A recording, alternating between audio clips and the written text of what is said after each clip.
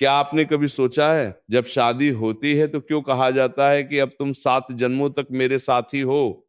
क्यों हर विवाह मंडप में पंडित 7 फेरे दिलवाते हैं और हर फेरे में पति पत्नी एक नया वचन लेते हैं? क्या ये सिर्फ एक परंपरा है, एक धार्मिक रस्म, या इसके पीछे कोई गहरा रहस्य छुपा है जिसे हम में से अधिकतर लोग जानते भी नहीं?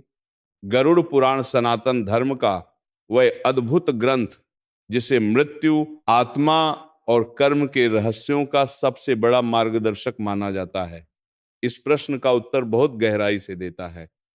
यह ग्रंथ हमें बताता है कि विवाह केवल दो लोगों का साथ रहने का समझौता नहीं है, ये आत्माओं का अनुबंध है, एक ऐसा अनुबंध जो 7 जन्मों तक चलता है। अब आप सोच रहे होंगे आखिर 7 ही क्यों, 5 क्यों नहीं, 10 क्यों नहीं? इसका उत्तर हमें धर्म ग्रंथों और प्राचीन राशियों की उस गहरी समझ में मिलता है जहां 7 सिर्फ एक संख्या नहीं है बल्कि ब्रह्मांड का रहस्य है। 7 लोक, 7 समुद्र, 7 स्वर, 7 रंग, 7 चक्र और 7 ही जन्मों का चक्र। यही कारण है कि विवाह के वचन भी 7 ही होते हैं। लेकिन क्या इन वचनों का प्रभाव वास्तव में 7 जन्मों तक फैलता है? क्या पति और पत्नी सच में पुनर्जन्म के चक्र में बार बार मिलते हैं? इसका रहस्य समझने के लिए हमें विवाह की आत्मिक गहराई को देखना होगा। शादी के समय जब दो आत्माएं 7 फेरे लेती हैं तो वे केवल अग्नि को साक्षी मानकर एक दूसरे के साथ रहने का वादा नहीं करती, बल्कि अपने कर्मों और अपनी आत्मा की ऊर्जा को एक दूसरे से जोड़ देती हैं। ये जुड़ाव इतना गहरा होता है कि मृत्यु भी इसे पूरी तरह से तोड़ नहीं पाती। पति और पत्नी के कर्म आपस में गूंथ जाते हैं। पति का पुण्य पत्नी तक पहुंचता है और पत्नी का पुण्य पति तक। यही नहीं, अगर उनमें से कोई पाप करता है तो उसका बोझ भी दूसरे तक पहुंचता है। यही कारण है कि शास्त्रों में पत्नी को अर्धांगिनी कहा गया है। अर्धांगिनी का अर्थ केवल इतना नहीं है कि वो पति का आधा हिस्सा है, बल्कि यह कि पति का जीवन, उसकी प्राण शक्ति, उसके कर्म, सब कुछ पत्नी के जीवन से गहराई से जुड़ा हुआ है। जब पत्नी व्रत करती है तो उसका फल पति तक पहुंचता है। जब पत्नी प्रार्थना करती है तो उसकी ऊर्जा पति के चारों ओर सुरक्षा कवच बनाती है। और जब पत्नी कोई गलती करती है तो उसका असर पति के जीवन पर भी पड़ता है। अब आप सोचिए, जब ये जुड़ाव एक जन्म में इतना गहरा है तो क्या ये संभव नहीं कि ये बंधन अगले जन्म तक भी जारी रहे? यही कारण है कि धर्म ग्रंथ कहते हैं पति और पत्नी 7 जन्मों तक साथ रहते हैं। ये कोई कवितामय वाक्य नहीं है, बल्कि आत्माओं का वास्तविक अनुबंध है। गरुड़ पुराण के अनुसार जब आत्मा मृत्यु के बाद अगले लोक की यात्रा करती है तो उसके कर्मों के साथ साथ उसका वैवाहिक बंधन भी उसका पीछा करता है। अगर पत्नी ने पुण्य किए हो तो वो पुण्य पति की आत्मा को मृत्यु के बाद भी सहारा देता है। अगर पत्नी ने अपने पति के लिए सच्चे मन से भक्ति की हो तो वह भक्ति अगले जन्म में भी पति तक पहुंचती है। यही कारण है कि कई बार हम देखते हैं कि दो लोग बार बार जीवन में मिलते हैं, मानो कोई अदृश्य धागा उन्हें जोड़ रहा हो। अब इसे एक सरल उदाहरण से समझते हैं। सोचिए, अगर दो पेड़ों की जड़ें आपस में उलझ गई हो तो क्या होगा? अगर आप एक पेड़ को काट दें तो दूसरे पर भी असर पड़ेगा। अगर एक को पानी देंगे तो दूसरे की जड़ें भी उस पानी से लाभ उठाएंगे। विवाह का बंधन भी ऐसा ही है। पति और पत्नी की आत्माएं एक दूसरे की जड़ों से बंध जाती हैं और यही जुड़ाव अगले जन्मों तक फैलता है। शादी के 7 फेरे भी इस रहस्य को दर्शाते हैं। हर फेरा सिर्फ एक रस्म नहीं बल्कि आत्मा के लिए एक वचन है। पहला फेरा धर्म का पालन, दूसरा फेरा घर और परिवार की जिम्मेदारी, तीसरा फेरा धन और समृद्धि की रक्षा, चौथा फेरा प्रेम और सम्मान, पांचवा फेरा संतान और वंश की वृद्धि से, छठा फेरा स्वास्थ्य और दीर्घायु, सातवां फेरा मित्रता और आत्मिक साथ। ये 7 वचन आत्मा पर अंकित हो जाते हैं और जब आत्मा पुनर्जन्म लेती है तो ये संस्कार उसके साथ रहते हैं। यही कारण है कि विवाह को 7 जन्मों का बंधन कहा गया है। लेकिन यहां एक और गहरा पहलू है। ये बंधन सिर्फ आनंद और प्रेम से नहीं बना रहता, ये बंधन पति और पत्नी के कर्मों से मजबूत या कमजोर होता है। अगर पति दोनों पुण्य करते हैं तो उनका बंधन अगले जन्म में भी सुखद रहता है, लेकिन अगर उनका जीवन पाप, कलह और कटुता से भरा हो तो वही बंधन अगले जन्म में कष्ट और दुख के रूप में सामने आता है। यानी 7 जन्मों का ये बंधन एक वरदान भी हो सकता है और एक अभिशाप भी। अब सवाल उठता है, अगर विवाह इतना गहरा आत्मिक अनुबंध है तो इसका असर पति की मृत्यु और पुनर्जन्म पर कैसे पड़ता है? यही वह बिंदु है जहां से हमारी यात्रा अगले रहस्य की ओर बढ़ती है, कर्म संयोग का रहस्य। आपने सुना होगा कि जब विवाह होता है तो पति और पत्नी केवल एक घर साझा नहीं करते, बल्कि उनका भाग्य भी आपस में गूंथ जाता है। ये केवल समाज की बात नहीं है, बल्कि आत्माओं का शाश्वत नियम है। गरुड़ पुराण कहता है कि विवाह के बाद पति के कर्म अलग अलग नहीं रहते। जैसे 2 नदियां मिलकर एक धारा बन जाती हैं, वैसे ही उनका पुण्य और पाप आपस में साझा हो जाता है। पति अगर पुण्य करता है तो उसका लाभ पत्नी तक पहुंचता है, और अगर पत्नी भक्ति करती है तो उसका आशीर्वाद पति की उम्र और भाग्य को प्रभावित करता है। लेकिन अगर उनमें से कोई एक पाप करता है तो उसका बोझ दूसरे को भी उठाना पड़ता है। यही कारण है कि विवाह को केवल सामाजिक बंधन नहीं, बल्कि आत्माओं का अनुबंध कहा गया है। अब सोचिए क्यों हर धर्म ग्रंथ में विवाह को इतना महत्वपूर्ण माना गया है? क्योंकि विवाह के बाद आत्मा का लेखा जोखा सिर्फ एक व्यक्ति का नहीं रहता, पति और पत्नी दोनों का मिलकर बनता है। यही कर्म संयोग है। पति और पत्नी के कर्म जड़ों की तरह आपस में जुड़े होते हैं। अब यहाँ एक और गहरी बात आती है, ये जुड़ाव सिर्फ इस जन्म तक सीमित नहीं है। जब आत्मा पुनर्जन्म लेती है तो उसके पिछले जन्मों के बंधन भी उसके साथ चलते हैं। इसलिए कई बार हमें लगता है कि कोई व्यक्ति हमें पहली बार मिलने पर भी कितना परिचित लगता है, मानो हम उसे पहले से जानते हो। ये वही आत्मिक बंधन है जो पिछले जन्मों से हमारे साथ आता है। गरुड़ पुराण के अनुसार पति और पत्नी का यह बंधन 7 जन्मों तक चलता है। इसका मतलब ये नहीं कि हर बार वही पत्नी और वही पति मिलेंगे, बल्कि इसका अर्थ है कि आत्माएं बार बार एक दूसरे से जुड़ती हैं, चाहे रिश्ते का रूप अलग क्यों ना हो। कभी पति पत्नी, कभी भाई बहन, कभी मित्र, लेकिन आत्माओं का अनुबंध बना रहता है। अब यहां एक सवाल उठता है, अगर आत्माएं पहले से ही अनुबंध कर लेती हैं तो क्या विवाह पूर्व निर्धारित है? क्या हम जिसे जीवन साथी चुनते हैं वह पहले से हमारी आत्मा की योजना में लिखा हुआ होता है? शास्त्र कहते हैं हाँ, आत्मा जब जन्म लेती है तो वह अपने कर्मों के अनुसार जीवन के कई पहलुओं का चुनाव पहले ही कर चुकी होती है। कहाँ जन्म लेना है, किन लोगों से मिलना है और किस आत्मा के साथ विवाह करना है। यही कारण है कि कई बार हमें लगता है कि कोई रिश्ता नियति से बना है। इसे समझने के लिए एक और सुंदर उपमा है। विवाह एक दीपक की तरह है। पति का जीवन उस दीपक में तेल है, पत्नी के कर्म उस दीपक की बत्ती है, और दोनों का साझा वातावरण उसकी लौ है। अगर तेल और बत्ती संतुलित हो तो लौ लंबे समय तक स्थिर और उज्जवल रहती है, लेकिन अगर तेल कम हो जाए या बत्ती गीली हो तो लौ टिमटिमाने लगती है। यानी पति की उम्र और भाग्य केवल उसके अपने कर्मों से ही नहीं, बल्कि पत्नी के कर्मों से भी तय होते हैं। इस सत्य को हमारे पूर्वजों ने बहुत पहले ही समझ लिया था। इसलिए विवाह को केवल सामाजिक संस्था नहीं बल्कि साधना कहा गया है। साधना का अर्थ है निरंतर अभ्यास, अनुशासन और समर्पण। जब पति और पत्नी एक दूसरे के प्रति समर्पित होते हैं तो उनका बंधन अगले जन्मों तक मजबूत बना रहता है। लेकिन जब उनका रिश्ता कलह, कटुता और अपमान से भर जाता है तो वही बंधन अगले जन्मों में बोझ बनकर सामने आता है। अब आप सोचिए, अगर एक पत्नी अपने पति के लिए व्रत करती है, उसकी लंबी उम्र के लिए प्रार्थना करती है और उसके परिवार का सम्मान करती है, तो वह केवल इस जन्म में पति को आशीर्वाद नहीं देती, वह अगले जन्म में भी उसके जीवन को प्रभावित करती है। और अगर वही पत्नी कटुवाणी बोलती है, अपमान करती है और निषिद्ध कर्म करती है तो उसका असर पति की आत्मा पर मृत्यु के बाद भी पड़ता है। यही कारण है कि गरुड़ पुराण कहता है पति और पत्नी का रिश्ता 7 जन्मों तक चलता है। यह रिश्ता केवल साथ जीने का नहीं बल्कि आत्माओं के कर्मों को साझा करने का है। अब यहाँ एक और रहस्य छुपा है। क्या यह बंधन केवल सुख और प्रेम का ही होता है? नहीं, यह बंधन पाप और दुख का भी हो सकता है। अगर पति और पत्नी अपने रिश्ते को प्रेम और भक्ति से भरते हैं तो यह बंधन अगले जन्मों में वरदान बन जाता है।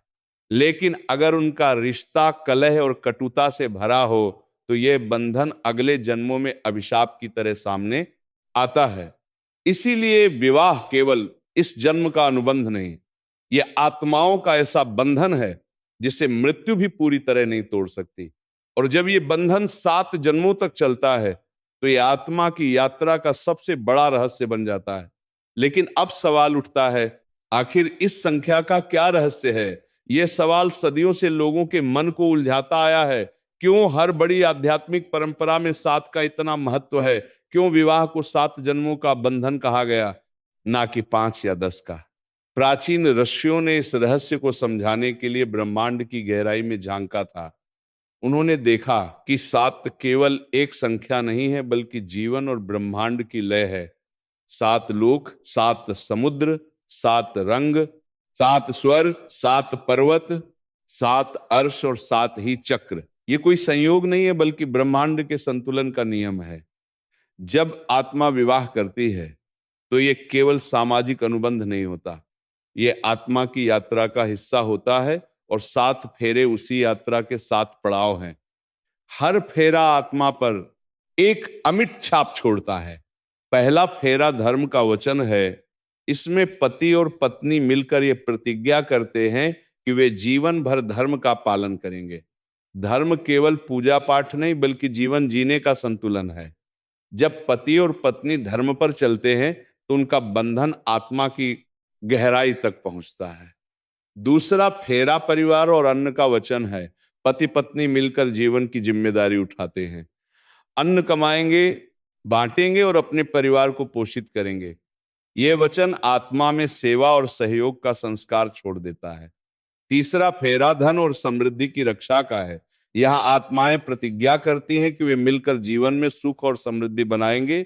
ये केवल भौतिक संपत्ति नहीं बल्कि आत्मिक संपन्नता भी है। चौथा फेरा प्रेम और सम्मान का है। यहां पति पे एक दूसरे को हृदय से स्वीकार करते हैं। यह वचन आत्मा को वह शक्ति देता है जो अगले जन्मों तक रिश्ते को जीवित रखती है। पांचवा फेरा संतान और वंश की वृद्धि का है। ये केवल बच्चों के जन्म तक सीमित नहीं है। इसका अर्थ है कि आत्माएं अपनी ऊर्जा और संस्कार आने वाली पीढ़ियों तक पहुंचाएंगी। यही कारण है कि विवाह केवल 2 आत्माओं का ही नहीं बल्कि वंश और कुल का भी अनुबंध है। छठा फेरा स्वास्थ्य और दीर्घायु का है। इसमें पति पत्नी मिलकर एक दूसरे की सुरक्षा और लंबी उम्र की कामना करते हैं। यह वचन आत्मा के स्तर पर प्राण शक्ति को जोड़ देता है। और 7वां फेरा मित्रता और आत्मिक साथ का है। यही सबसे गहरा वचन है। पति पत्नी केवल प्रेमी नहीं बल्कि जीवन साथी और मित्र भी बनते हैं। ये वचन आत्मा को बांध देता है, इतना गहरा कि मृत्यु भी उसे पूरी तरह नहीं तोड़ सकती। यही कारण है कि 7 फेरे आत्मा पर 7 जन्मों तक असर डालते हैं। अब सोचिए, क्या यह सिर्फ परंपरा है? क्या यह केवल धार्मिक रस्म है? नहीं, ये आत्माओं का अनुबंध है। हर फेरा आत्मा पर एक संस्कार छोड़ता है और जब आत्मा पुनर्जन्म लेती है तो ये संस्कार उसके साथ आते हैं। यही कारण है कि विवाह को 7 जन्मों का बंधन कहा जाता है। इसे समझने के लिए एक और दृष्टांत है। ब्रह्मांड में 7 चक्र होते हैं। मूलाधार, स्वाधिष्ठान, मणिपुरक, अनाहत, विशुद्ध, आज्ञा और सहस्रार। हर चक्र आत्मा की यात्रा का एक पड़ाव है। जब पति और पत्नी विवाह करते हैं तो उनके 7 वचन इन 7 चक्रों से मेल खाते हैं। जैसे जैसे वे जीवन में इन वचनों का पालन करते हैं वैसे वैसे उनकी आत्मा शुद्ध होती है और ये शुद्धता अगले जन्मों तक चलती है। यही नहीं, 7 ही स्वर हैं, सरे गा एम पा धा नी। जैसे इन स्वरों से मिलकर हर राग बनता है वैसे ही 7 वचनों से मिलकर जीवन का राग बनता है। और ये राग केवल एक जन्म तक नहीं रहता बल्कि अगले जन्मों तक गूंजता है। अब आप सोचिए, जब ये 7 वचन आत्मा पर अंकित हो जाते हैं तो मृत्यु उन्हें कैसे मिटा सकती है? यही कारण है कि मृत्यु के बाद भी पति और पत्नी का बंधन बना रहता है। अगर उन्होंने प्रेम और पुण्य के साथ 7 वचनों का पालन किया है तो उनका बंधन अगले जन्मों में वरदान बन जाता है, और अगर उन्होंने कटुता और पाप के साथ जीवन जिया है तो वही बंधन अगले जन्मों में बोझ बन जाता है। यानी 7 जन्मों का यह बंधन एक सूत्र है, वरदान भी और अभिशाप भी। अब यहां एक और रहस्य सामने आता है। गरुड़ पुराण कहता है कि आत्मा का पुनर्जन्म तब तक चलता है जब तक वो मोक्ष नहीं पाती। 7 जन्मों का बंधन इसी चक्र का हिस्सा है। आत्मा 7 जन्मों तक बार बार अपने रिश्ते को जीती है, सीखती है और अंततः मोक्ष की ओर बढ़ती है। तो क्या 7 जन्म पूरे होने के बाद पति पत्नी का बंधन खत्म हो जाता है या फिर ये मोक्ष तक चलता है? ये सवाल जितना सरल दिखता है उसका उत्तर उतना ही गहरा है। गरुड़ पुराण कहता है कि विवाह केवल एक जन्म का अनुबंध नहीं है, यह आत्माओं का समझौता है जिसे 7 जन्मों तक निभाने की प्रतिज्ञा ली जाती है। लेकिन इसका अर्थ ये नहीं कि 7वें जन्म के बाद आत्माएं अलग हो जाएंगी। असल में ये 7 जन्म आत्मा की परीक्षा है। अगर आत्माएं इन जन्मों में अपने बंधन को धर्म, प्रेम और भक्ति से पवित्र रख पाती हैं तो वे मोक्ष की ओर बढ़ जाती हैं। लेकिन अगर उनका रिश्ता पाप और कटुता से भरा होता है तो ये बंधन और भी जन्मों तक खींच सकता है। यानी 7 जन्म एक प्रतीक हैं आत्मा के विकास और परिपक्वता का। अब सोचिए, जब एक पति और पत्नी 7 फेरे लेकर वचन देते हैं तो वे केवल इस जीवन का वादा नहीं करते, वे यह भी कहते हैं कि अगर अगले जन्म में फिर मिलने का अवसर मिला तो वे वही वचन निभाएंगे। ये आत्माओं का ऐसा अनुबंध है जिसे मृत्यु भी पूरी तरह नहीं तोड़ सकती। गरुड़ पुराण में लिखा है कि पत्नी के कर्म पति की आत्मा का पीछा मृत्यु के बाद भी करते हैं। अगर पत्नी पुण्य करती है तो पति की आत्मा मृत्यु के बाद शांति पाती है। अगर पत्नी पाप करती है तो पति की आत्मा को भी उस बोझ का सामना करना पड़ता है। यही कारण है कि शास्त्र कहते हैं पत्नी केवल अर्धांगिनी नहीं है बल्कि पति की आत्मा की सहयात्री भी है। इस बात को एक उदाहरण से समझते हैं। मान लीजिए कि किसी पत्नी ने जीवन भर भक्ति और सेवा की, उसने अपने पति के लिए व्रत रखे, उसकी लंबी उम्र के लिए प्रार्थना की और परिवार की सेवा की। जब उसका पति मृत्यु को प्राप्त हुआ तो उसकी आत्मा अकेली नहीं थी। पत्नी के पुण्य ने उसकी आत्मा को सहारा दिया, वह पुण्य उसके लिए पंख बन गया जिसने उसे अगले लोक तक सुरक्षित पहुंचाया। लेकिन सोचिए, अगर वही पत्नी जीवन भर कटुवाणी बोलती रही, अपमान करती रही और निषिद्ध कर्म करती रही तो क्या होगा? उसके पाप पति की आत्मा के लिए जंजीर बन जाएंगे। वह आत्मा मृत्यु के बाद भी उन बंधनों से मुक्त नहीं हो पाएगी। यही कारण है कि कहा गया है पत्नी पति की उम्र की संरक्षिका होती है। उसके कर्म केवल इस जीवन तक ही सीमित नहीं रहते बल्कि मृत्यु और पुनर्जन्म तक असर डालते हैं। अब आप ये भी समझिए कि आत्मा का अनुबंध केवल पति तक सीमित नहीं है। जब विवाह होता है तो केवल 2 आत्माएं ही नहीं बल्कि 2 परिवार, 2 वंश और 2 ऊर्जा क्षेत्र भी आपस में जुड़ जाते हैं। यही कारण है कि पत्नी के कर्म पति के साथ साथ उसके पूरे कुल पर असर डालते हैं। गरुड़ पुराण कहता है कि अगर पत्नी पुण्य करती है तो उसका आभा मंडल केवल पति को ही नहीं बल्कि पूरे परिवार को आशीर्वाद देता है, और अगर वह पाप करती है तो उसका प्रभाव परिवार में बीमारी, कलह और दुर्भाग्य के रूप में प्रकट होता है। अब आप सोचिए, क्या ये केवल अंधविश्वास है? आधुनिक विज्ञान भी कहता है कि घर का वातावरण, तनाव और संबंधों की गुणवत्ता सीधे सीधे जीवन की लंबाई पर असर डालते हैं। अगर पत्नी हमेशा कलह करती है, अपमानजनक वाणी बोलती है, तो पति का मन तनाव से भर जाता है। ये तनाव धीरे धीरे उसके शरीर को बीमार कर देता है। वहीं अगर पत्नी प्रेम और सहयोग देती है तो पति का मानसिक स्वास्थ्य मजबूत रहता है। यही मानसिक स्वास्थ्य उसकी उम्र बढ़ाता है। यानी गरुड़ पुराण और आधुनिक विज्ञान दोनों एक ही बात को अलग अलग भाषा में कहते हैं।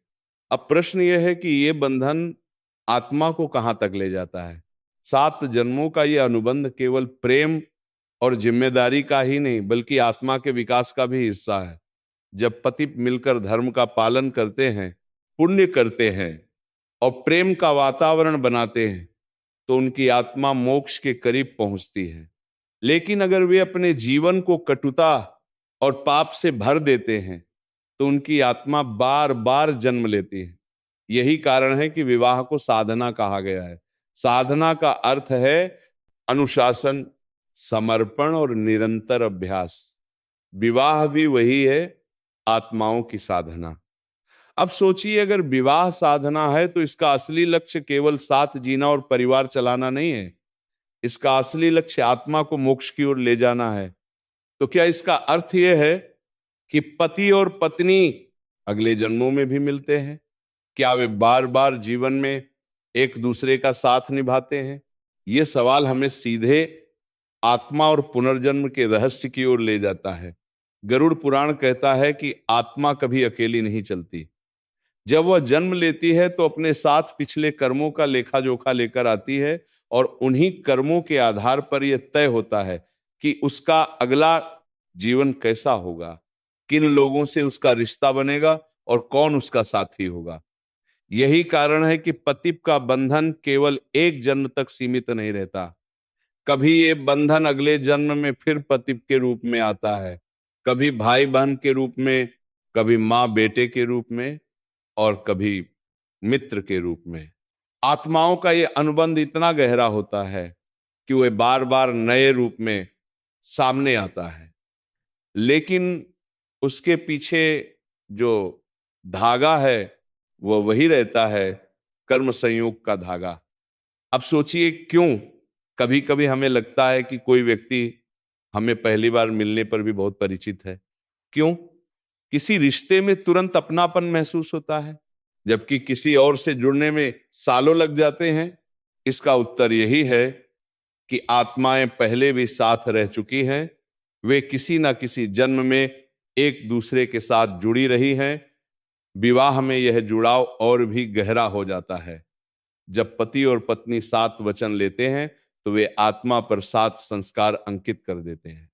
यही संस्कार अगले जन्मों तक उनके रिश्तों को प्रभावित करते हैं।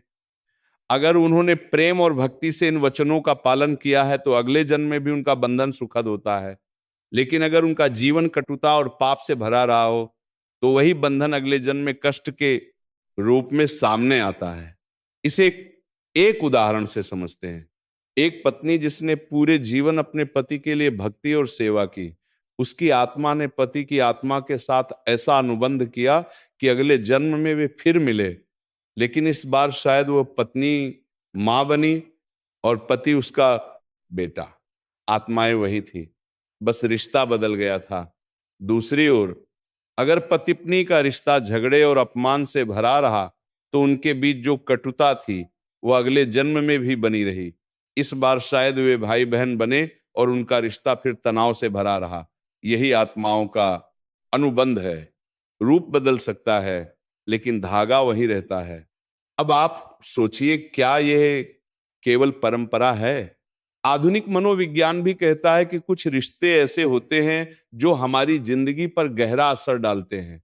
ये रिश्ते हमारी सोच, हमारी भावनाओं और यहाँ तक कि हमारे स्वास्थ्य को भी प्रभावित करते हैं। और जब ये प्रभाव इतना गहरा है तो आत्मा के स्तर पर ये और भी मजबूत होगा। गरुड़ पुराण हमें बताता है कि आत्मा 7 जन्मों तक बार बार वही बंधन जीती है ताकि वो सीख सके, अपने कर्मों को सुधार सके और अंततः मोक्ष की ओर बढ़ सके। इसका मतलब यह है कि अगर पति पत्नी अपने रिश्ते को प्रेम, सम्मान और धर्म से भरते हैं तो उनकी आत्मा धीरे धीरे मुक्त होती है। लेकिन अगर वे कलह और पाप से अपने रिश्ते को दूषित करते हैं तो उन्हें बार बार जन्म लेना पड़ता है। यानी 7 जन्मों का बंधन केवल साथ जीने का वादा नहीं बल्कि आत्मा की परीक्षा है। ये परीक्षा ये देखती है कि आत्माएं अपने रिश्ते को वरदान बनाती हैं या अभिशाप। अब सोचिए, अगर कोई पत्नी अपने पति के लिए व्रत रखती है, भक्ति करती है और उसके परिवार का सम्मान करती है तो उसका पुण्य केवल इस जन्म में ही नहीं बल्कि अगले जन्मों में भी पति तक पहुंचता है। यही कारण है कि कहा गया है पत्नी का पुण्य पति की आत्मा को अगले जन्म में भी सहारा देता है। लेकिन अगर वही पत्नी कटुवाणी बोलती है, अपमान करती है और पाप करती है, तो उसका प्रभाव पति की आत्मा को अगले जन्म में भी झेलना पड़ता है। यही कारण है कि विवाह को 7 जन्मों का बंधन कहा गया है, क्योंकि ये आत्मा की यात्रा का हिस्सा है। अब यहां एक और गहरा पहलू सामने आता है। क्या पति और पत्नी हर जन्म में एक दूसरे को पहचानते हैं? क्या आत्माएं अपने पुराने अनुबंध को याद रखती हैं? शास्त्र कहते हैं कि आत्मा सब याद रखती है, लेकिन शरीर याद नहीं रखता। शरीर बदल जाता है, स्मृतियां मिट जाती हैं, लेकिन आत्मा का धागा बना रहता है। यही कारण है कि कई बार हमें बिना कारण किसी से गहरा लगाव होता है या किसी से अजीब सी दूरी महसूस होती है। ये सब पिछले जन्मों के अनुबंध की झलक है। यानी विवाह का बंधन केवल इस जन्म तक नहीं बल्कि अगले जन्मों तक चलता है। ये आत्माओं का अनुबंध है जो बार बार नए रूप में सामने आता है। तो क्या पति और पत्नी हमेशा साथ रहेंगे या फिर कोई बिंदु ऐसा आता है जहां आत्माएं अपने बंधनों से मुक्त हो जाती हैं? यही प्रश्न हमें मोक्ष की ओर ले जाता है। आत्मा की अंतिम मंजिल जहां कोई जन्म मृत्यु नहीं, कोई बंधन नहीं। गरुड़ पुराण कहता है कि विवाह का असली उद्देश्य केवल घर बसाना नहीं है, विवाह आत्माओं की के लिए साधना है। साधना का अर्थ है अनुशासन, तप और आत्मा की शुद्धि। जब पति मिलकर धर्म का पालन करते हैं, पुण्य करते हैं और अपने रिश्ते को प्रेम व सम्मान से भरते हैं, तो उनकी आत्मा धीरे धीरे पवित्र होती है। यही पवित्रता उन्हें मोक्ष की ओर ले जाती है। लेकिन अगर उनका रिश्ता पाप, कलह और कटुता से भरा हो, तो आत्माएं बार बार जन्म लेती हैं। उन्हें 7 जन्मों के बाद भी मुक्ति नहीं मिलती। वे बार बार उसी बंधन में बंधती हैं जब तक कि वे अपनी गलतियों को सुधार ना लें और अपने रिश्ते को पवित्र ना कर लें। यानी 7 जन्मों को पवित्र ना कर लें, 7 जन्मों को पवित्र ना कर लें, ना कर ले हैं केवल एक प्रतीक हैं। अगर आत्माएं 7 जन्मों तक अपने रिश्ते को साधना बना लें तो वे मुक्त हो सकती हैं। लेकिन अगर वे ऐसा नहीं कर पाती तो यह बंधन और भी जन्मों तक खींचता है। अब सोचिए, जब पति और पत्नी मिलकर व्रत करते हैं, पूजा करते हैं, एक दूसरे का सम्मान करते हैं और परिवार की सेवा करते हैं, तो वे केवल अपने घर को सुखी नहीं बना रहे, वे अपनी आत्माओं को शुद्ध कर रहे हैं और यही शुद्धता उन्हें मोक्ष की ओर ले जाती है। इसीलिए शास्त्रों में कहा गया है, विवाह केवल एक सामाजिक रीति नहीं बल्कि आत्माओं की साधना है। इसे एक और दृष्टांत से समझते हैं। विवाह एक मंदिर की तरह है। पति और पत्नी उसमें 2 मूर्तियां नहीं बल्कि 2 पुजारी होते हैं। अगर वे प्रेम और धर्म से उस मंदिर को संवारते हैं तो वहां शांति और समृद्धि बनी रहती है। लेकिन अगर वे उस मंदिर को कलह और अपमान से भर देते हैं तो वह मंदिर धीरे धीरे खंडहर बन जाता है। आत्मा का मंदिर भी वैसा ही है। गरुड़ पुराण कहता है कि पत्नी के पुण्य पति की आत्मा को मृत्यु के बाद भी सहारा देते हैं। अगर पत्नी ने अपने जीवन को भक्ति और सेवा से भरा है तो उसका आभा मंडल पति की आत्मा को मृत्यु के बाद भी सुरक्षित रखता है। और अगर पत्नी ने पाप किए हैं तो उसकी नकारात्मक ऊर्जा पति की आत्मा को भी बांध देती है। इसीलिए कहा गया है, पत्नी केवल अर्धांगिनी नहीं बल्कि पति की आत्मा की संरक्षिका भी है। अब आप ये भी समझिए कि आत्मा का बंधन केवल पति पत्नी तक सीमित नहीं है। जब वे 7 फेरे लेते हैं तो वे केवल एक दूसरे से ही नहीं बल्कि ईश्वर से भी वचन लेते हैं। यही वचन आत्मा को मोक्ष की ओर बढ़ने का मार्ग दिखाते हैं। हर फेरा केवल एक रस्म नहीं बल्कि आत्मा के लिए एक सीढ़ी है। धर्म आत्मा को स्थिर करता है, अन्न आत्मा को सेवा सिखाता है, समृद्धि आत्मा को संतुलन सिखाती है, प्रेम आत्मा को पवित्र करता है, वंश आत्मा को निरंतरता देता है, स्वास्थ्य आत्मा को शक्ति देता है, मित्रता आत्मा को पूर्णता देती है। जब आत्माएं इन 7 सीढ़ियों पर चढ़ जाती हैं तो वे मोक्ष की ओर पहुंच जाती हैं। लेकिन अगर पति पत्नी इन वचनों को निभाने में असफल होते हैं तो आत्मा बार बार जन्म लेती है। यही कारण है कि कई रिश्ते बार बार कष्ट से भरे रहते हैं, क्योंकि आत्माएं अपनी परीक्षा में पास नहीं हो पाती। अब सोचिए, क्या यह बंधन बोझ है? नहीं, ये बंधन आत्मा के लिए अवसर है। अवसर है खुद को सुधारने का, खुद को पवित्र करने का और खुद को मुक्त करने का। इसीलिए विवाह को केवल बंधन नहीं बल्कि मुक्ति का मार्ग कहा गया है। अब सवाल यह है कि आत्मा कैसे पहचानती है कि उसका बंधन अब मुक्त होने वाला है? शास्त्र कहते हैं कि जब आत्मा अपने रिश्ते में प्रेम, भक्ति और क्षमा को पूर्ण रूप से जी लेती है तो वह मुक्त हो जाती है। तब उसे बार बार जन्म लेने की आवश्यकता नहीं रहती। यानी 7 जन्मों का बंधन केवल 7 जीने मरने का वादा नहीं है। ये आत्मा की यात्रा का नक्शा है। ये आत्मा को दिखाता है कि वह कैसे अपने कर्मों को सुधार सकती है और मोक्ष की ओर बढ़ सकती है। लेकिन अब एक और प्रश्न उठता है, अगर ये बंधन आत्मा को मोक्ष की ओर ले जाने के लिए है तो क्यों कभी कभी ये बंधन इतना कष्टदायक हो जाता है? क्यों? कुछ रिश्ते आत्मा के लिए वरदान बनते हैं और कुछ अभिशाप। यही सवाल विवाह के गहरे रहस्य को खोलता है। गरुड़ पुराण कहता है कि विवाह आत्मा के लिए एक दो धारी तलवार की तरह है। अगर पति और पत्नी धर्म, प्रेम और भक्ति से अपने रिश्ते को जीते हैं तो यह बंधन 7 जन्मों तक आशीर्वाद बनकर उनके साथ चलता है। लेकिन अगर उनका रिश्ता अपमान, कटुता और पाप से भरा हो तो वही बंधन 7 जन्मों तक अभिशाप की तरह पीछा करता है।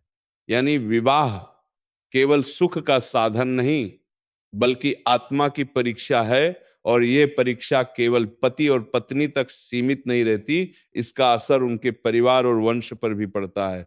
अब सोचिए, जब एक पत्नी अपने पति के लिए व्रत करती है, परिवार का सम्मान करती है और घर में शांति बनाए रखती है तो उसका पुण्य केवल पति तक ही नहीं पहुंचता, उसका आभा मंडल पूरे घर को घेर लेता है। उसका प्रभाव बच्चों पर, वंश पर और आने वाली पीढ़ियों पर भी पड़ता है। यही कारण है कि शास्त्रों में पत्नी को गृह लक्ष्मी कहा गया है। उसकी प्रसन्नता घर को समृद्धि देती है और उसका दुख घर को बर्बाद कर देता है। लेकिन यह प्रभाव केवल धन संपत्ति तक सीमित नहीं है, ये आत्मा तक पहुंचता है। अगर पत्नी पुण्य करती है तो वो पति के कर्मों को हल्का कर देती है, और अगर पत्नी पाप करती है तो उसका बोझ पति की आत्मा को भी झेलना पड़ता है। अब आप ये भी सोचिए, अगर पत्नी हमेशा कटु वाणी बोलती है, झगड़े करती है और अपमान करती है तो यह केवल पति की उम्र पर असर नहीं डालता, ये बच्चों के मन पर भी गहरा असर छोड़ता है। वे बच्चे तनाव और भय में बड़े होते हैं। यही संस्कार उनके अगले जीवन तक चलते हैं। यानी विवाह का बंधन केवल पति और पत्नी की आत्माओं तक सीमित नहीं है, ये पूरे वंश की आत्माओं को प्रभावित करता है। इसे एक उदाहरण से समझते हैं। मान लीजिए एक परिवार में पत्नी ने अपना जीवन पुण्य भक्ति और सेवा में लगाया। उसका आभा मंडल इतना पवित्र हो गया कि उसने केवल पति की आत्मा को ही नहीं बल्कि आने वाली पीढ़ियों को भी आशीर्वाद दिया। उसके बच्चे और उनके बच्चे भी उस पुण्य का लाभ पाए। यही कारण है कि शास्त्र कहते हैं एक स्त्री का पुण्य 7 पीढ़ियों को ऊंचा उठा सकता है। दूसरी ओर अगर पत्नी ने अपना जीवन पाप, कटुता और अपमान में बिताया तो उसकी नकारात्मक ऊर्जा केवल पति तक ही नहीं रुकी, उसने आने वाली पीढ़ियों पर भी बोझ डाल दिया। यही कारण है कि कई परिवार पीढ़ियों तक दुर्भाग्य और कलह से जूझते रहते हैं। अब आप सोचिए, क्या ये केवल अंधविश्वास है?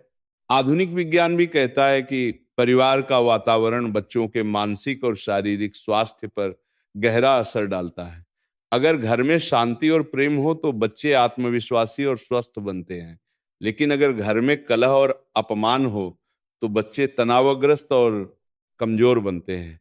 यही प्रभाव उनके आने वाले जीवन और रिश्तों तक चलता है। यानी गरुड़ पुराण की बात और विज्ञान की बात दोनों एक ही दिशा में इशारा करते हैं। अब सवाल उठता है, क्या विवाह का बंधन केवल इस जीवन और अगले 7 जन्मों तक ही असर डालता है, या फिर इसका प्रभाव और भी गहरा है? शास्त्र कहते हैं कि ये बंधन इतना गहरा है कि ये आत्मा की यात्रा को मृत्यु के बाद भी प्रभावित करता है। गरुड़ पुराण कहता है कि अगर पत्नी पुण्य करती है तो पति की आत्मा मृत्यु के बाद भी शांति पाती है, और अगर पत्नी पाप करती है तो पति की आत्मा को भी मृत्यु के बाद कष्ट भोगना पड़ता है। यही कारण है कि विवाह को केवल सामाजिक संस्था नहीं बल्कि आत्माओं का अनुबंध कहा गया है। अब सोचिए, क्या ये बंधन आत्मा के लिए बोझ है? नहीं, ये आत्मा के लिए अवसर है। अवसर है खुद को शुद्ध करने का, खुद को सुधारने का, और खुद को मोक्ष की ओर ले जाने का। यानी विवाह का बंधन अगर धर्म और प्रेम से भरा हो तो ये आत्मा को 7 जन्मों तक वरदान देता है, लेकिन अगर ये कलह और पाप से भरा हो तो यही बंधन आत्मा को 7 जन्मों तक अभिशाप देता है। अब प्रश्न यह है कि आत्मा इस बंधन को वरदान कैसे बना सकती है, और क्या वास्तव में पति के रिश्ते मृत्यु के बाद भी जारी रहते हैं? यही प्रश्न आत्मा के रहस्यमय संसार की ओर हमारा मार्ग खोलता है। गरुड़ पुराण कहता है कि मृत्यु आत्मा के लिए अंत नहीं है, ये केवल एक दरवाजा है एक लोक से दूसरे लोक में प्रवेश का। जब आत्मा इस शरीर को छोड़ती है तो वे अपने साथ केवल एक चीज ले जाती है, अपने कर्म। और यही कर्म तय करते हैं कि आत्मा को अगला जन्म कहां मिलेगा, किस परिस्थिति में मिलेगा, और किस आत्मा के साथ उसका पुनर्मिलन होगा। लेकिन यहां सबसे बड़ा रहस्य है, पति और पत्नी का आत्मिक बंधन मृत्यु से भी आगे तक चलता है। अगर पत्नी ने पुण्य किए हैं, भक्ति और सेवा में जीवन लगाया है, तो उसका पुण्य पति की आत्मा का मार्ग प्रशस्त करता है। उसकी भक्ति पति की आत्मा के लिए एक दीपक की तरह जलती है जो अंधेरे लोकों में उसे रास्ता दिखाती है। यही कारण है कि शास्त्र कहते हैं पत्नी का पुण्य पति की आत्मा को मृत्यु के बाद भी सहारा देता है। लेकिन अगर पत्नी ने जीवन भर कटु वाणी बोली, अपमान किया और पाप किए तो उसका प्रभाव पति की आत्मा पर मृत्यु के बाद भी रहता है। उसका पाप एक बोझ बन जाता है जो पति की आत्मा को अगले लोकों में शांति पाने से रोकता है। यही कारण है कि विवाह को केवल सांसारिक रिश्ता नहीं बल्कि आत्माओं का अनुबंध कहा गया है।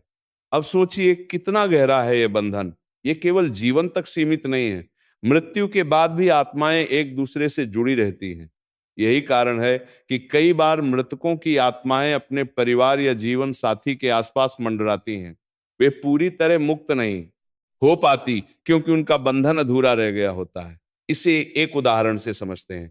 मान लीजिए एक पत्नी ने अपने पति के लिए पूरी निष्ठा से व्रत रखे, उसकी मृत्यु के बाद भी उसके व्रत की ऊर्जा पति की आत्मा तक पहुंचती है। उस ऊर्जा ने पति की आत्मा को नरक के कष्टों से बचा लिया और उसे स्वर्ग तक पहुंचने में मदद की।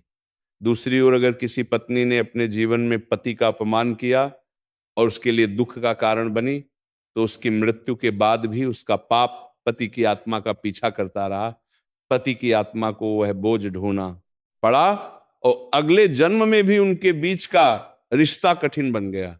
यानी आत्मा के लिए विवाह का बंधन केवल 7 जन्मों तक ही नहीं बल्कि मृत्यु के बाद की यात्रा तक असर डालता है। अब यहां एक और गहरा प्रश्न उठता है, 7 जन्मों की ये गिनती क्यों कही गई है? क्या आत्माएं केवल 7 जन्मों तक ही साथ रहती हैं? शास्त्र कहते हैं कि 7 जन्म प्रतीक हैं। ये आत्मा की सीख और विकास की यात्रा का प्रतीक है। आत्मा को 7 जन्मों तक अवसर दिया जाता है कि वह अपने रिश्ते को धर्म और प्रेम से पवित्र बनाए। अगर वो ऐसा कर लेती है तो वो मोक्ष की ओर बढ़ती है, लेकिन अगर वो असफल रहती है तो यह बंधन और भी जन्मों तक खींच जाता है। यानी 7 जन्म आत्मा के लिए एक चक्र की तरह है। जैसे 7 दिन मिलकर एक सप्ताह बनाते हैं और फिर चक्र दोहराता है, वैसे ही आत्मा 7 जन्मों का एक चक्र पूरा करती है। अगर उसने इस चक्र में खुद को पवित्र कर लिया तो वह मुक्त हो जाती है, अगर नहीं तो चक्र फिर से शुरू होता है। अब सोचिए, क्या इसका अर्थ यह है कि पति का बंधन हमेशा के लिए है? शास्त्र कहते हैं नहीं। जब आत्माएं अपनी साधना पूरी कर लेती हैं, जब वे प्रेम, भक्ति और क्षमा को पूर्ण रूप से जी लेती हैं, तो वे मुक्त हो जाती हैं। तब उनका बंधन मोक्ष में विलीन हो जाता है। यानी 7 जन्मों का बंधन केवल आत्मा की साधना है। अगर आत्माएं इस साधना में सफल होती हैं तो वे मोक्ष पाती हैं। अगर असफल होती हैं, 2 मनों का लाभ परिपूर्ण, तो वे बार बार जन्म लेती हैं। अब आप सोचिए, क्या यह बंधन आत्मा के लिए कठिनाई है या अवसर? असल में यह अवसर है। अवसर है अपने कर्मों को सुधारने का, अपने रिश्तों को पवित्र बनाने का और अपने जीवन को साधना बनाने का। गरुड़ पुराण हमें यह भी बताता है कि मृत्यु के समय पत्नी की प्रार्थना पति की आत्मा के मार्ग को बदल सकती है। अगर पत्नी मृत्यु के समय अपने पति के लिए प्रार्थना करती है तो उसकी ऊर्जा पति की आत्मा को कष्टों से बचा सकती है। यही कारण है कि शास्त्रों में पत्नियों को व्रत और प्रार्थना करने की सलाह दी गई है। अब प्रश्न यह है कि अगर विवाह इतना गहरा आत्मिक अनुबंध है, तो क्या आत्माएं अगले जन्मों में एक दूसरे को पहचानती हैं? क्या यह संभव है कि पति और पत्नी जो 7 जन्मों का वचन लेते हैं, सच में हर जन्म में एक दूसरे को ढूंढ लें? यह प्रश्न जितना रहस्यमय है, उतना ही भावनात्मक भी। गरुड़ पुराण कहता है कि आत्मा सब कुछ याद रखती है। उसके हर कर्म, हर रिश्ता और हर अनुभव उसके भीतर अंकित रहते हैं। लेकिन जब आत्मा नया शरीर लेती है तो वह शरीर पुरानी स्मृतियों को भूल जाता है, शरीर मिटा देता है, लेकिन आत्मा नहीं। यही कारण है कि कई बार हमें ऐसा लगता है कि कोई व्यक्ति हमें पहली बार मिलने पर भी बहुत अपना लगता है, जैसे हम उसे बरसों से जानते हैं। ये आत्मा की स्मृति है जो अवचेतन स्तर पर सामने आती है। यानी पति और पत्नी अगर पिछले जन्म में जुड़े रहे हो तो अगले जन्म में भी उनके बीच अजीब सी परिचितता बनी रहती है। ये परिचितता कभी गहरे प्रेम में बदल जाती है तो कभी अजीब से संघर्ष में, क्योंकि आत्मा केवल प्रेम ही नहीं बल्कि कष्ट और अपमान भी याद रखती है। अब सोचिए, क्यों कुछ रिश्ते पहले दिन से ही सहज लगते हैं और क्यों कुछ रिश्ते चाहे कितनी कोशिश करें ठीक नहीं हो पाते? इसका उत्तर यही है कि आत्माएं पिछले जन्मों का बोझ साथ लाती हैं। विवाह में यह बंधन और भी गहरा होता है। 7 जन्मों तक आत्माएं बार बार मिलती हैं ताकि वे अपने अधूरे वचनों को पूरा कर सके। अगर उन्होंने पिछले जन्म में प्रेम और धर्म निभाया है तो अगले जन्म में उनका रिश्ता और भी पवित्र बनता है। लेकिन अगर उन्होंने कलह और पाप किया है तो आत्माएं फिर मिलती हैं ताकि वे अपने अधूरे आरण और गलतियों को सुधार सकें। यानी विवाह का बंधन केवल साथ जीने का नहीं है, ये आत्मा की सीखने और बढ़ने की प्रक्रिया है। अब यहां एक और अद्भुत पहलू है। 7 जन्मों का बंधन केवल पति पत्नी के लिए ही नहीं है, ये आत्मा को यह सिखाने के लिए है कि प्रेम, क्षमा और भक्ति ही मुक्ति का मार्ग है। जब आत्मा 7 जन्मों तक इन गुणों को सीख लेती है तो वह मुक्त हो जाती है। यही कारण है कि शास्त्र कहते हैं विवाह केवल सामाजिक संस्था नहीं बल्कि आत्माओं की साधना है। इसे एक सरल दृष्टांत से समझिए। आत्मा एक विद्यार्थी की तरह है और विवाह उसकी परीक्षा। अगर वो 7 बार परीक्षा पास कर लेती है, प्रेम, धर्म, क्षमा, भक्ति, सेवा, सहयोग और त्याग के विषयों में, तो वह स्नातक हो जाती है। स्नातक का अर्थ है मोक्ष। लेकिन अगर वह असफल होती है तो उसे फिर से परीक्षा देनी पड़ती है। यही 7 जन्मों का रहस्य है। अब आप सोचिए, अगर आत्माएं पिछले जन्मों को याद नहीं रखती तो वे सीखती कैसे हैं? इसका उत्तर है अवचेतन मन। अवचेतन मन वह पुल है जो आत्मा की स्मृति और शरीर की स्मृति को जोड़ता है। जब हमें किसी व्यक्ति से बिना कारण लगाव होता है या किसी से बिना कारण दूरी महसूस होती है तो यह अवचेतन मन की ही झलक है। यही वह संकेत है कि आत्मा पिछले जन्म में उस व्यक्ति से जुड़ी रही है यानी 7 जन्मों का बंधन केवल एक वादा नहीं बल्कि आत्मा की गहराई का सत्य है। अब प्रश्न यह है, इस रहस्य को जानकर हम क्या कर सकते हैं? इसका उत्तर सरल है। अपने रिश्तों को साधना बना सकते हैं। अगर हम जानते हैं कि हमारे कर्म और हमारे रिश्ते अगले जन्मों तक चलेंगे, तो हमें अपने वर्तमान रिश्ते को पवित्र बनाने की कोशिश करनी चाहिए। अगर पत्नी भक्ति और पुण्य करती है तो वह केवल इस जन्म में पति का सहारा नहीं बनती, बल्कि अगले जन्मों में भी उसकी आत्मा का पंख बनती है। और अगर पति धर्म और प्रेम से जीवन जीता है तो वह केवल इस जन्म में पत्नी का साथी नहीं बल्कि अगले जन्मों में भी उसका सहायक बनता है। यानी विवाह का बंधन हमें यह सिखाता है कि हमें अपने रिश्तों को हल्के में नहीं लेना चाहिए, क्योंकि ये केवल आज का नहीं बल्कि 7 जन्मों का अनुबंध है। अब सोचिए, अगर आत्माएं बार बार मिलती हैं तो क्या यह संभव है कि हम अपने जीवन साथी से पहले भी मिल चुके हो? शास्त्र कहते हैं, हाँ, हम अपने जीवन में जिनसे गहराई से जुड़ते हैं वे आत्माएं पहले भी हमारे साथ रह चुकी होती हैं। यानी विवाह का यह रहस्य केवल पौराणिक कहानी नहीं है, ये आत्मा की सच्चाई है। ये हमें बताता है कि प्रेम, भक्ति और धर्म ही आत्मा की सबसे बड़ी पूंजी है। अब इस पूरी यात्रा के अंत में एक प्रश्न आपके सामने छोड़ना चाहूंगा। अगर आपकी आत्मा ने 7 जन्मों का अनुबंध किया है तो क्या आप उसे प्रेम और धर्म से निभाएंगे या कलह और कटुता से? ये चुनाव आपके हाथ में है। क्योंकि याद रखिए, पत्नी केवल अर्धांगिनी नहीं है बल्कि पति की आत्मा की संरक्षिका है, और पति केवल जीवन साथी नहीं बल्कि पत्नी की आत्मा का सहयात्री है। यही कारण है कि विवाह को 7 जन्मों का बंधन कहा गया है। दोस्तों, अब आपने जान लिया कि विवाह को क्यों 7 जन्मों का बंधन कहा जाता है। यह सिर्फ एक रस्म या परंपरा नहीं है बल्कि आत्माओं का ऐसा अनुबंध है जिसे मृत्यु भी पूरी तरह तोड़ नहीं सकती। अब मैं आपसे एक सवाल पूछता हूं, क्या आपको भी लगता है कि आपकी आत्मा ने किसी से 7 जन्मों का वचन लिया है? अगर हां, तो नीचे कमेंट में जरूर लिखें 7 जन्मों का बंधन। और अगर आप ऐसे ही गहरे और अद्भुत रहस्यों को जानना चाहते हैं तो द आर्केन नॉलेज को अभी सब्सक्राइब कर लीजिए, क्योंकि आगे आने वाले हर वीडियो में हम आपको वह रहस्य बताएंगे जिन्हें जानकर आपकी आत्मा जाग उठेगी।